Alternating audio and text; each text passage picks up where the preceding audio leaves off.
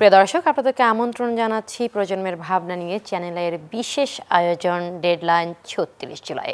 সাথে আছে আমি নুসরাত জাহান জেরি।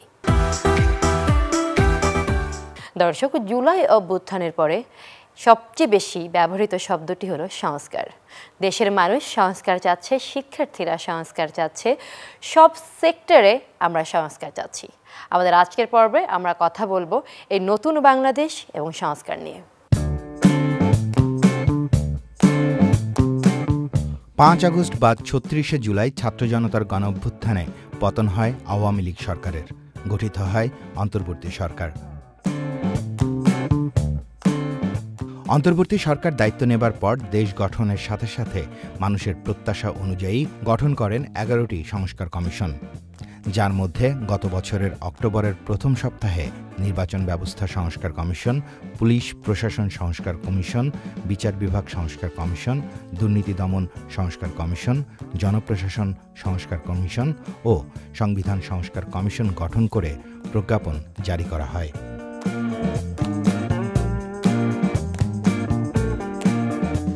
প্রথমে গঠিত সংস্কার কমিশনগুলোর মধ্য থেকে নির্বাচন ব্যবস্থা সংস্কার কমিশন, পুলিশ প্রশাসন সংস্কার কমিশন, দুর্নীতি দমন সংস্কার কমিশন, সংবিধান সংস্কার কমিশনের প্রধানরা প্রধান উপদেষ্টা অধ্যাপক ডক্টর মোহাম্মদ ইউনূসের কাছে তাদের সুপারিশ জমা দিয়েছেন, যেখানে আগামী জাতীয় নির্বাচন অন্তর্ভুক্তিমূলক করাসহ প্রায় ১৫০টি প্রস্তাব দিয়েছে নির্বাচন সংস্কার কমিশন।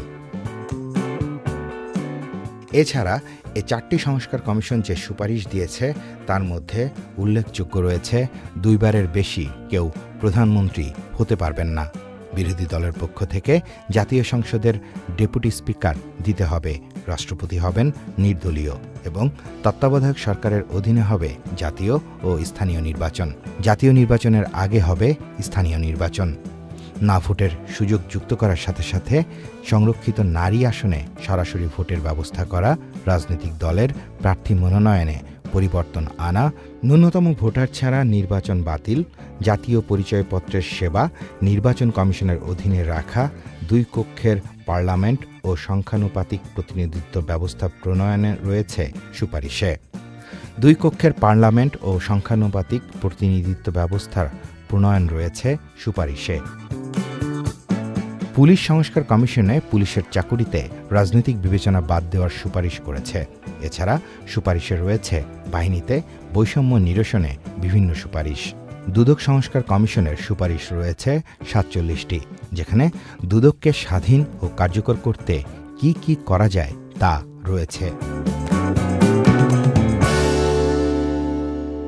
প্রিয় দর্শক, ডেডলাইন ৩৬ জুলাই স্টুডিওতে এই মুহূর্তে আমাদের সাথে আছেন সাদিক আল আরমান, শিক্ষার্থী প্রতিনিধি, নির্বাচন ব্যবস্থা সংস্কার কমিটি, এবং আমাদের সঙ্গে আছেন মুবাশির মনিম।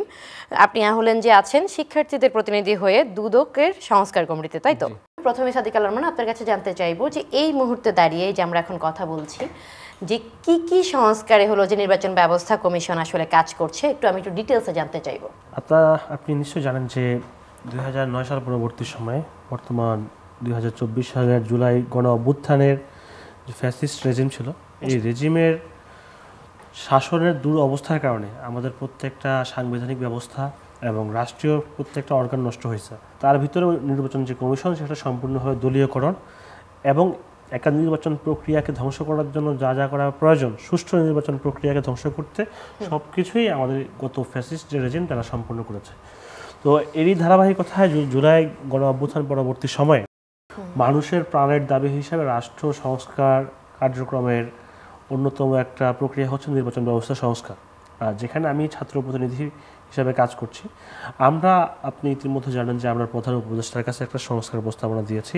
তার মধ্যে সবচেয়ে ইম্পর্ট্যান্ট একটা প্রস্তাবনা হচ্ছে ২৪-এর গণহত্যায় যেসব ব্যক্তি, দল এবং পলাতক ব্যক্তিরা অভিযুক্ত, তারা কোনোভাবেই নির্বাচন প্রক্রিয়ায় অংশগ্রহণ করতে পারবে না। শুধু নির্বাচন না, নির্বাচন প্রক্রিয়ায়ও অংশগ্রহণ করতে পারবে না। যারা এই আইসিটি অ্যাক্টে, মানে আইসিটি যেটা হবে যে ইন্টারন্যাশনাল ক্রাইম ট্রাইব্যুনাল, এখানে অভিযুক্ত হবে, তাদের ক্ষেত্রে এই যে সুপারিশ আমাদের কমিশনের পক্ষ থেকে দেওয়া হয়েছে। আরেকটা ইম্পর্টেন্ট যেটা সবার জন্যই বলা হয় যে আমাদের যে নারীদের ক্ষমতায়ন, নারী ক্ষমতায়নের জন্য আমরা নারীদের জন্য ডিরেক্ট নির্বাচনের ভিত্তিতে 100টা সিট বাড়ানোর জন্য প্রস্তাবনা করেছি। সেই জন্য আমরা সংবিধান কমিশনের সাথেও আমাদের মিল আছে, আপনারা দেখেছেন, তারা ইতিমধ্যে বলেছে যে 100টা নতুন করে সিট বৃদ্ধি করার জন্য, যেটা ডিরেক্ট ভোটের মাধ্যমে নির্বাচিত হবে। এবং আমরা আপনি জানেন যে সংবিধান সংস্কার কমিশন আপার হাউস লোয়ার হাউস এই বিষয়ে প্রস্তাবনা দিয়েছে। আমাদেরও তাদের সাথে এখানে একমত যে আমাদের কখনো যদি ফ্যাসিস্ট বা একতান্ত্রিক ক্ষমতা থেকে বের হতে হয়, সেই ক্ষেত্রে উচ্চ কক্ষের প্রয়োজনীয়তা আছে। এই উচ্চ কক্ষের প্রতিনিধিরা নির্বাচিত হবে আনুপাতিক যে সিস্টেম পিআর পদ্ধতিতে, সেখানে তারা মনোনীত হবে। এবং সেখানে সরাসরি রাজনৈতিক ব্যক্তিত্ব অংশগ্রহণ করার চাইতে যারা সামাজিক ব্যক্তিত্ব, তাদেরকে নির্বাচনের জন্য একটা বাধ্যবাধকতা করার আহ্বান করা হয়েছে। আচ্ছা, আমি একটু অবশ্যই আপনার কাছ থেকে জানতে চাইবো যে এই মুহূর্তে আসলে দুদক সংস্কার কমিশন, যেখানে দুর্নীতি দমন কমিশন, আসলে কি কাজ চলছে প্রায়োরিটি ওয়াইজ, একটু বিস্তারিত জানতে পারলে আমাদের জন্য খুব ভালো হতো। আমরা জানি যে বাংলাদেশে 2004 সালে দুর্নীতি প্রতিরোধের জন্য দুদকের ব্যুরো থেকে দুদক কমিশন গঠন করা হয়। তো কমিশন গঠন করার পর থেকে প্রায় 1.5 দশক সময় পার হয়ে গিয়েছে, কিন্তু বাংলাদেশে দুর্নীতি আসলে কমানোর জন্য যে কারণে দুদক প্রতিষ্ঠা হয়েছিল, সেই কারণটা আমরা বাস্তবায়ন দেখতে পাইনি।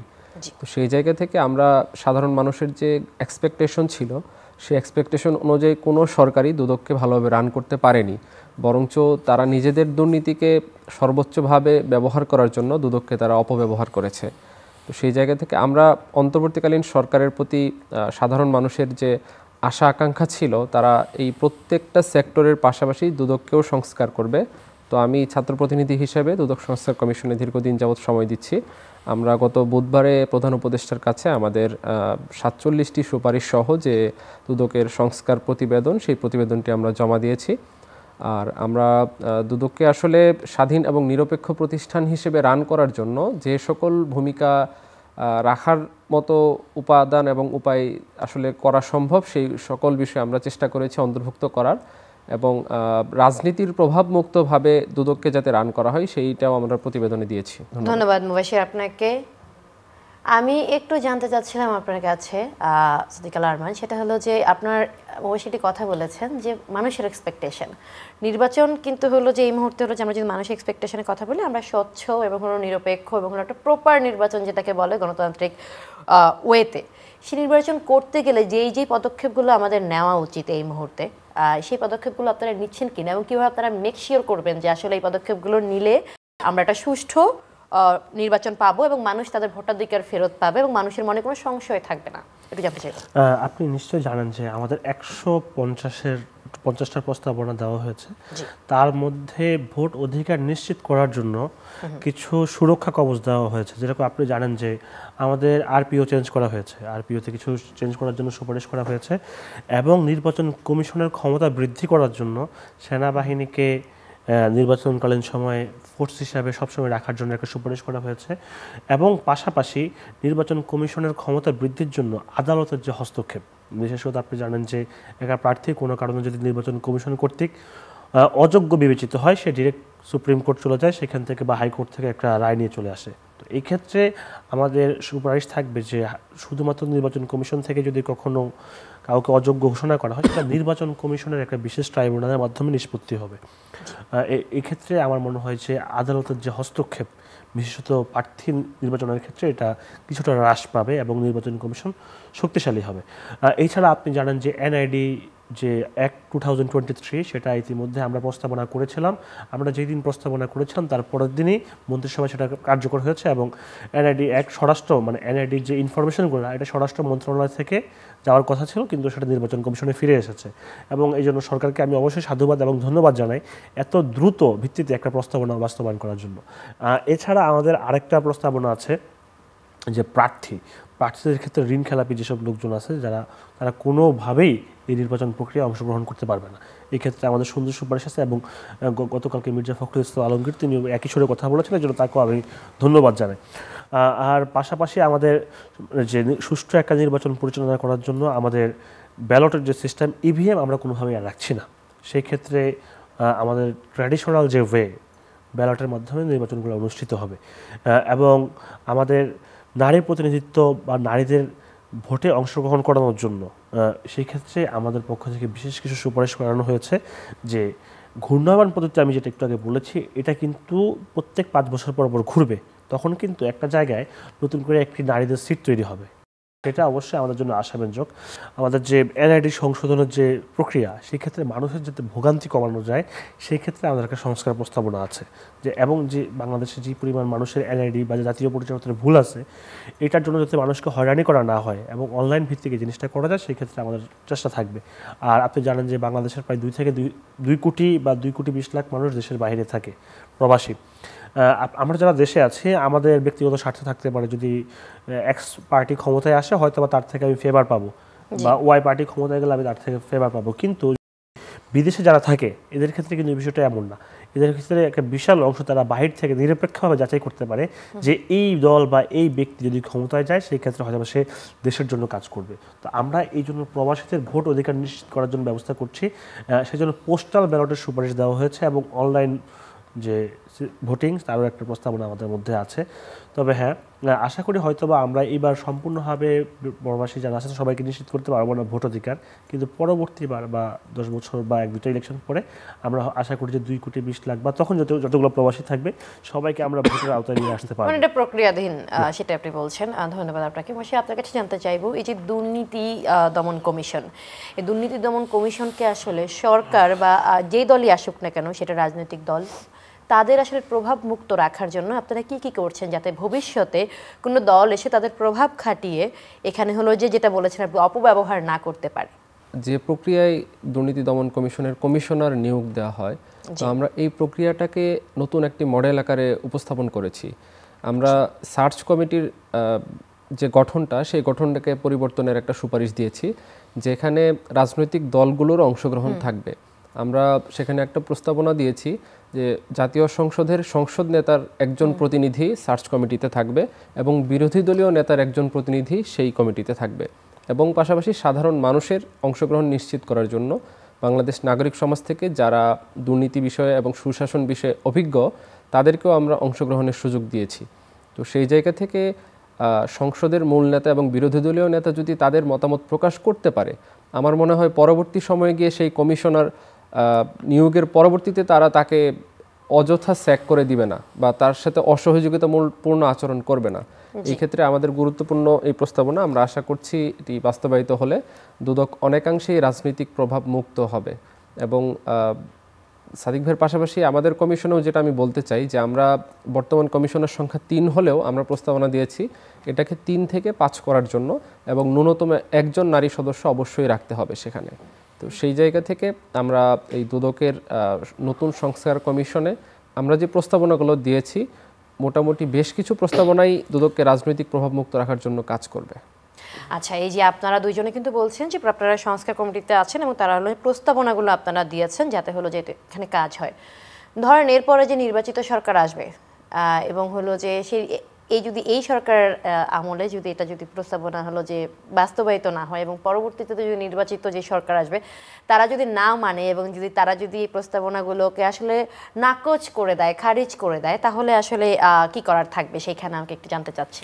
দেখেন, যদি এই পর্যায়ে শুধুমাত্র একটা নির্বাচন আমরা দিয়েছি, তাহলে শুধুমাত্র ক্ষমতা শিফট হলো। আওয়ামী লীগ থেকে অন্যান্য যে পার্টি হয়তো বা বিএনপির কাছে ক্ষমতাটা শিফট হবে বা অন্য যে কোনো পার্টির কাছে ক্ষমতা শিফট হবে।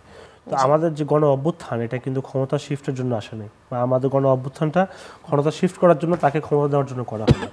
একটা রাজনৈতিক পার্টি সে কিন্তু কিছু বিষয় দায়বদ্ধ থাকে, কারণ তার একটা ভোট পার করতে হয়, একটা নির্বাচন প্রক্রিয়ার মধ্যে দিয়ে তাকে ক্ষমতায় আসতে হয়।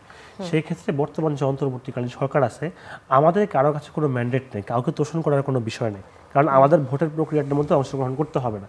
সেই ক্ষেত্রে যদি সংস্কার প্রক্রিয়াটা বাস্তবায়ন করতে হয়, অন্তর্বর্তীকালীন সরকার হচ্ছে সবচেয়ে সুইটেবল যে আমি এই প্রক্রিয়াটা, এই কাজটা করতে পারবো।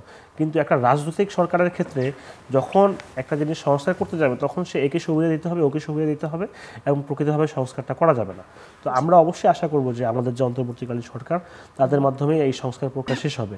আর আমাদের নির্বাচন প্রক্রিয়ায় যে আরেকটা ইম্পর্টেন্ট ফ্যাক্ট হচ্ছে যে কোনো ব্যক্তি দুইবারের বেশি প্রধানমন্ত্রী হতে পারবে না, এবং একই ব্যক্তি সংসদ নেতা, প্রধানমন্ত্রী এবং বিরোধী দলীয় নেতা এরকম কোনো কিছু হতে পারবে না।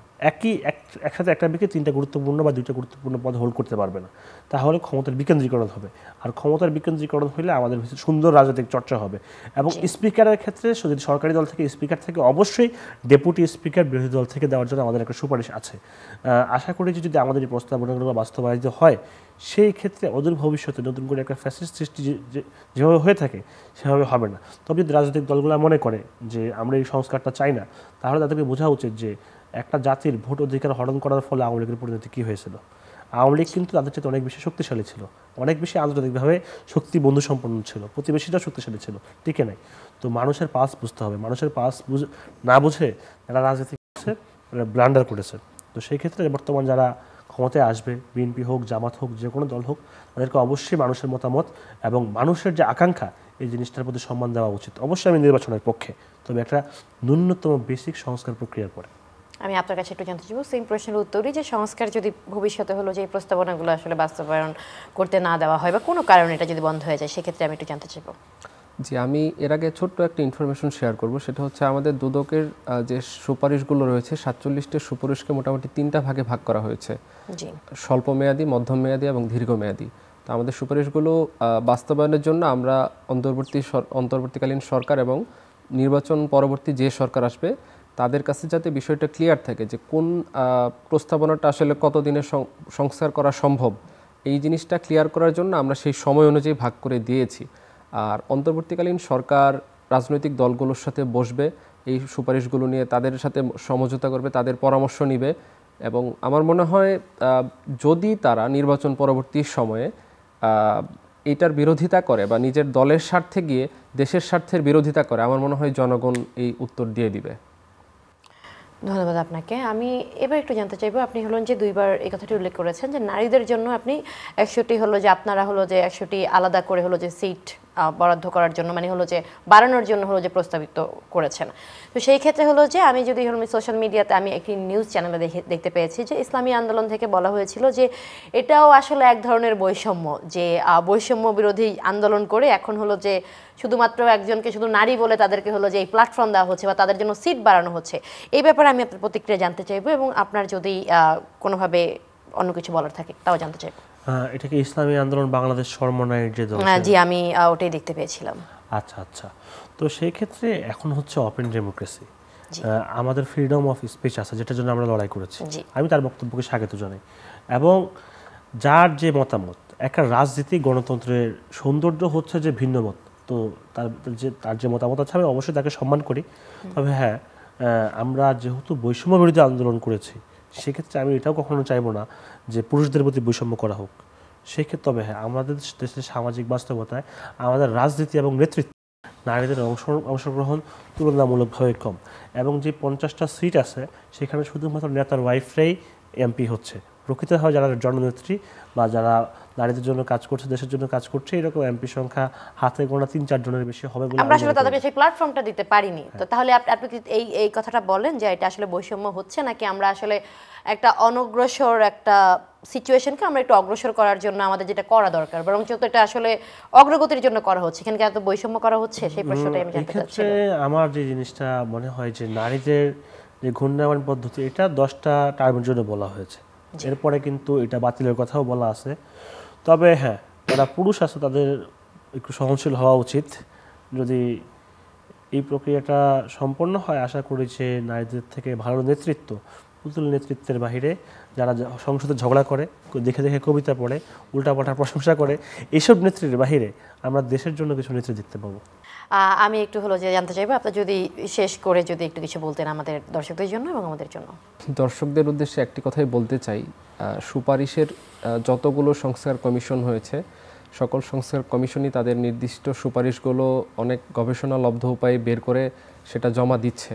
তো সাধারণ মানুষের যে আশা আকাঙ্ক্ষার জায়গা, অন্তর্বর্তীকালীন সরকার, আমরা সরকারের প্রতি আমরাও আশাবাদী যে তারা এগুলো বাস্তবায়ন শুরু করে যাবে, এবং সবগুলো বাস্তবায়ন আসলে অন্তর্বর্তীকালীন সরকারের পক্ষে সম্ভব হবে না। সেই জায়গা থেকে নির্বাচন পরবর্তী সরকারকেও সেই দায়িত্ব নিতে হবে। রাষ্ট্র সংস্কারের যে দায়িত্বটা, এটা শুধুমাত্র বৈষম্য বিরোধী ছাত্র আন্দোলনের ছাত্র নেতাদের না, এটা শুধুমাত্র অন্তর্বর্তীকালীন সরকারেরও না, এটা প্রত্যেকটা জনমানুষের জন্য এখন সংস্কার প্রয়োজন। দীর্ঘ 15 বছরের যে ফ্যাসিবাদ এই ফ্যাসিবাদের যে কুপ্রভাব, এই প্রভাব থেকে আমাদের মুক্ত হওয়ার জন্য আমাদের সকলকে নিজেদের ভেতর থেকে সংস্কার করতে হবে। আপনি যদি একটু লাস্ট কিছু বলতে চান। আমি এটুকুই বলবো যে আসলে এখন যে আমাদের সিচুয়েশন, আমরা 53 বছর 54 বছর পরে নতুন করে একটা সুন্দর বাংলাদেশ সাজানোর জন্য সময় পেয়েছি, সুযোগ পেয়েছি। যদি আমাদের হেলায় ফেলায়, আমাদের অবহেলায়, আমাদের ব্যক্তি স্বার্থে, দলের স্বার্থে এবং আমলাদের স্বার্থে এই সুযোগটা আমরা নষ্ট করি, এটা জাতি হিসাবে আমাদের জন্য শাস্তি স্বরূপ। এবং আমি মনে করি যে একটা জাতি যদি নিজের পায়ে নিজে কুড়াল মারে, তার বড় একটা দৃষ্টান্ত হবে এই সুযোগটা যদি আমরা হারায় ফেলি। তো সেই ক্ষেত্রে আমি এইটুক বলবো, যারা আমাদের আজকে দেশের নীতি নির্ধারক আছেন, দেশকে যারা নেতৃত্ব দিচ্ছেন রাজনৈতিকভাবে, সরকারিভাবে, তাদের এই বিষয়টা বোধোদয় হওয়া উচিত। আজকে খালেদা জিয়া জেলে ছিল, তিনি বের হয়েছেন, পরবর্তীতে এরকম সবাই আবার জেলে যাবেন। এবং এই যে পচা রাজনৈতিক কালচার, এটা আমরা চাই না। আমরা চাই যে সুন্দর ডেমোক্রেসি, যেখানে মত প্রকাশের স্বাধীনতা থাকবে উইথ রেসপেক্ট। একজন নেতা বিরোধী দলের নেতার প্রতি সম্মান দিয়ে কথা বলবেন, বিরোধী দলের নেতা সরকারি দলের প্রতি সম্মান দিয়ে কথা বলবেন, এবং রাজনীতিটা রাজনীতিবিদদের হাতে থাকবে, ব্যবসায়ীদের হাতে। হেলদি পলিটিক্সের চর্চা করতে হবে, আপনি তাই বলছেন। আপনাদেরকে অনেক ধন্যবাদ আমাদের সাথে থাকার জন্য, আমাদেরকে আপনাদের মূল্যবান মতামত শেয়ার করার জন্য। প্রিয় দর্শক, আপনারা দেখছিলেন ডেডলাইন 36 জুলাই। সাথে ছিলাম আমি নুসরাত জাহান জেরি। দেখা হবে অন্য কোনো পর্বে, অন্য কোনো প্রসঙ্গে। ততক্ষণ ভালো থাকুন, সুস্থ থাকুন, সাবধানে থাকুন।